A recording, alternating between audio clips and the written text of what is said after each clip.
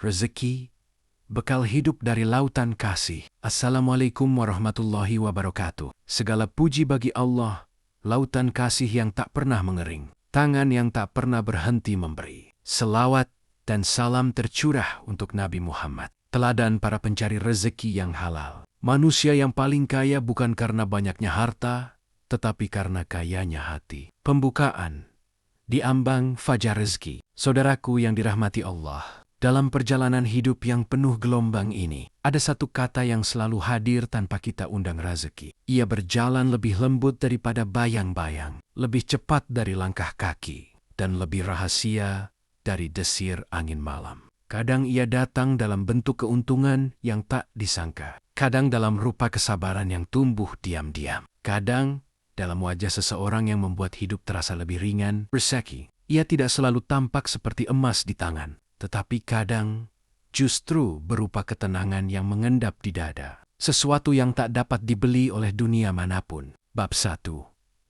Asal kata yang menyimpan lautan makna. Kata rezeki atau rizq dalam bahasa Arab memiliki akar makna.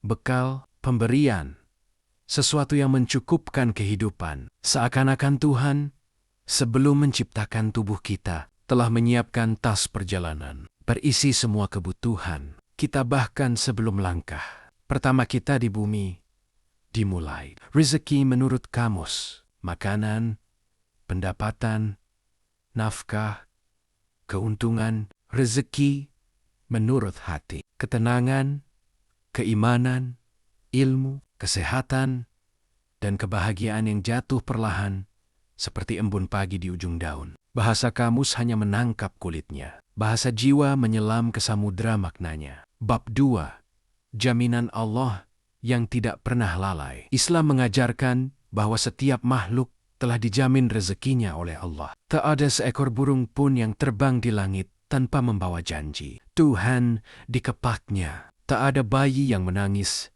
tanpa ada takdir susu yang menenangkannya. Betapa lembut jaminan itu. Allah tidak menunggu kita kuat baru memberi. Tidak menunggu kita layak baru membuka pintu. Rezeki datang bahkan ketika kita rapuh, ketika kita tersesat, ketika kita tak lagi yakin pada diri sendiri. Kadang kita mengira pintu tertutup, padahal Allah sedang membukakan jendela lain yang lebih sesuai untuk kita masuki.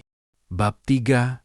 Rezeki bukan hanya tentang harta. Betapa sempitnya kita jika menilai rezeki hanya dari isi dompet atau banyaknya angka di rekening. Rezeki dunia bukan sekadar rumah yang berdiri, megah, atau kendaraan yang berderu gagah. Rezeki keimanan yang membuat hati teguh meski dunia berguncang. Ilmu yang membuat langkah tidak salah arah. Kesehatan yang dayam-dayam membuat segala aktivitas mungkin. Amal saleh yang menjadi cahaya kelak ketika dunia berhenti bicara. Ketenangan beribadah sebuah rasa pulang yang tidak dimiliki oleh semua orang. Betapa banyak orang memiliki harta, tetapi kehilangan tidur. Betapa banyak orang memiliki kedudukan, tetapi miskin dari rasa cukup. Sementara itu, ada yang hidup sederhana, tapi wajahnya selalu cerah oleh syukur. Siapa yang lebih kaya? Bab 4. Antara rezeki halal dan haram. Saudara, rezeki itu luas, tetapi jalannya tidak semuanya terang. Ada rezeki yang halal, jernih, seperti air yang memantulkan cahaya. Ada rezeki yang haram, keruh dan pahit, seperti racun yang membunuh perlahan. Rezeki halal membawa berkah. Langkah menjadi ringan, hati lapang, rumah tenteram. Rezeki haram, sebaliknya adalah api kecil. Dari ujung jari, ia merambat ke hati. Dari hati, ia merusak hidup. Dari hidup, ia memadamkan keberkahan. Ia mungkin tampak menguntungkan, tetapi setiap kepingnya adalah pintu gelap yang tak patut dibuka. Karena itu, para ulama berkata, sedikit yang halal lebih menenangkan daripada banyak yang haram. Bab 5.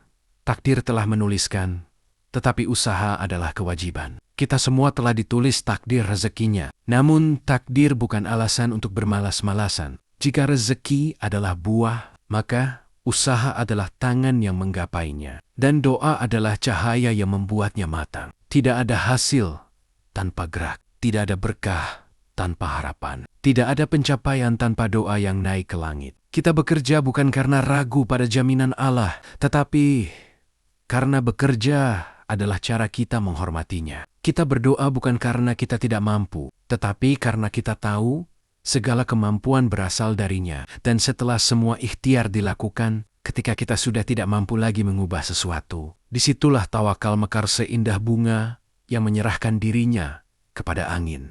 Bab 6.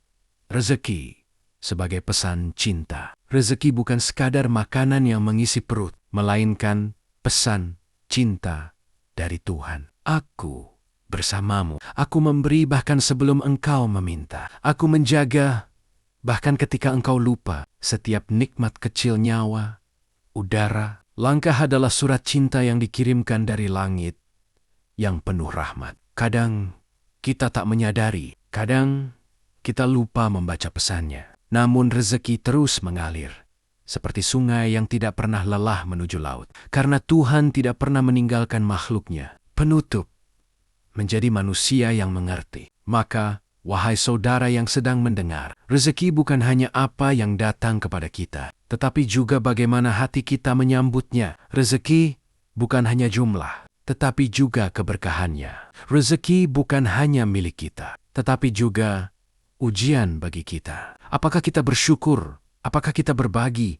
Apakah kita menjaga yang halal? Semoga kita menjadi hamba yang tidak hanya mengejar, tetapi juga memahami. Tidak hanya meminta, tetapi juga bersyukur. Tidak hanya menerima, tetapi juga menebarkan kebaikan dari apa yang Allah titipkan. Akhir kata, semoga setiap langkah kita dipenuhi rezeki yang halal, luas, baik, dan penuh keberkahan. Semoga hati kita selalu lapang menerima pemberiannya dan ringan memberi kepada sesama. Wassalamualaikum warahmatullahi wabarakatuh.